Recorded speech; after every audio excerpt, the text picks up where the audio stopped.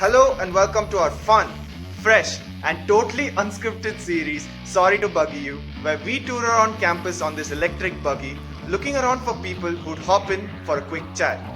Trust me, we're gonna spark some excited conversations.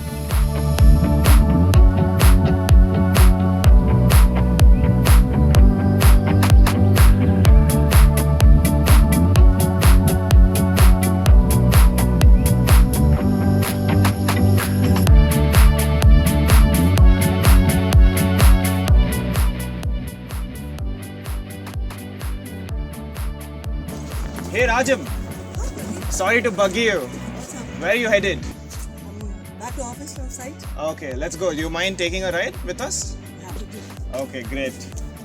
So, great morning to be out taking a walk. After a long time, Bangalore looks like Bangalore. It's nice.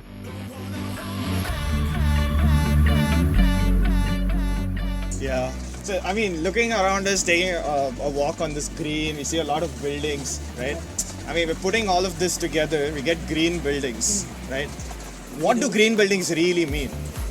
Green buildings mean that we are being a responsible, citizen, responsible team who are ensuring that we endeavor to give sustainable buildings for the future. Right. So it means a lot of things, Pratik. It means we are conserving resources, we are ensuring we are creating good spaces for people to work, to live. Right. So I think that sums up green. So I feel like green buildings would have, like you said, that they're buildings of the future and they sort of attribute different aspects of sustainability. Yeah. Are there certain frameworks that help you sort of standardize what green buildings are? Yeah, there are organizations, there are bodies called Green Building Councils. We have an Indian Green Building Council. Right, and, IGBC. Yeah. And LEED. Okay. LEEDS is the US Green Building Council, Okay. who have been there longer than IGBC, and they have more stringent norms. Okay. They have a framework Okay. for a lot of different, let's say, topics. So they have categories for saving water, saving energy, Right. how we go about that. They have a matrix, a point matrix. Okay. And depending on how we fare with how much we've done to gain these points, we'll be either rated a silver rated building, a gold rated building, or a platinum rated building. Okay. LEED per se is not a mandatory requirement, Right. but people like us, we voluntarily go and get these certifications Okay.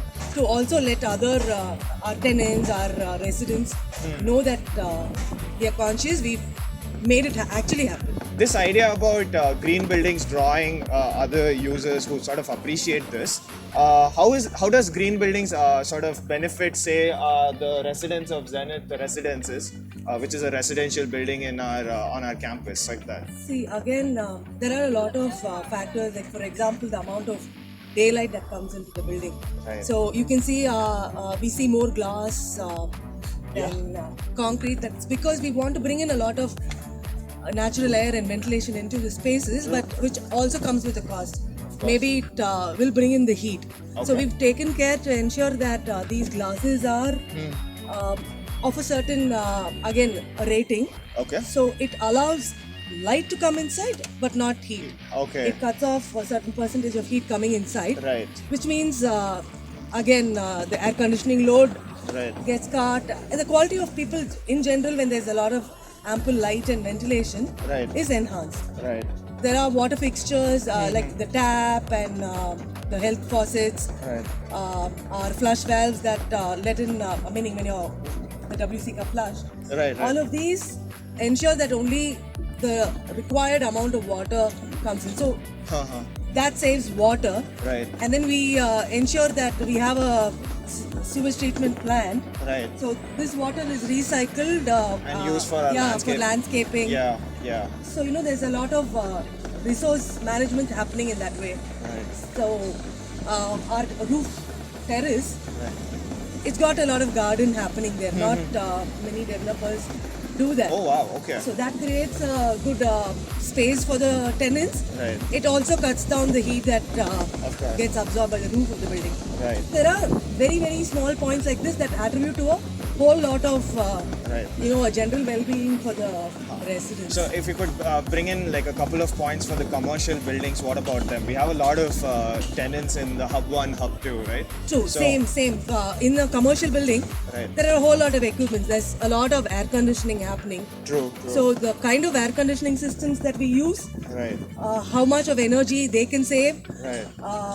Our basements, there's a lot of cars going in, which means a lot of smoke. So we'll monitor that there's not too much carbon monoxide in the basement. So wow.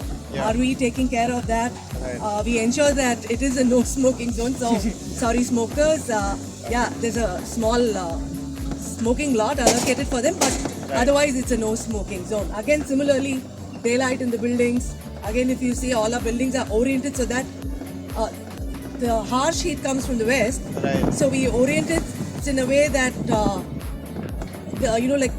how do I put it? The subtle part of the sun rays get into our buildings. Right. Again, we cut down on heat with the kind of Yeah, I glass read that about this. So, I mean, recently in our World Environment Month celebrations, where we were talking about how our campus is sort of reducing the urban heat island effect. True, yeah. And I read up about how these facades and So glaze you are becoming a green man yourself. I mean, I am a sustainability enthusiast, but it's conversations like these that sort of really enable all of us to learn more. So, thank you so much for joining us. Hey, It's yeah, been thanks. a great It's been a pleasure. conversation, and we'll just drop you off to where you were headed. Say bye. Bye.